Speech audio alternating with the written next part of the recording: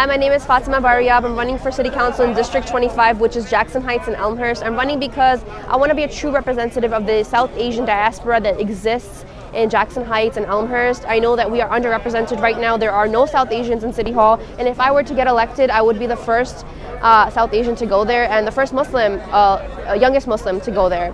And I think that you should vote for me because I am a born New Yorker and I have a real stake in this city.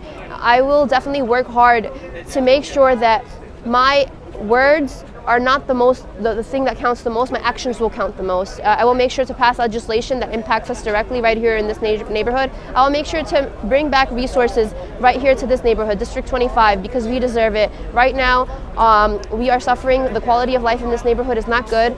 And if you are to vote for me, you have to put a dot next to my name to vote for me as your first choice.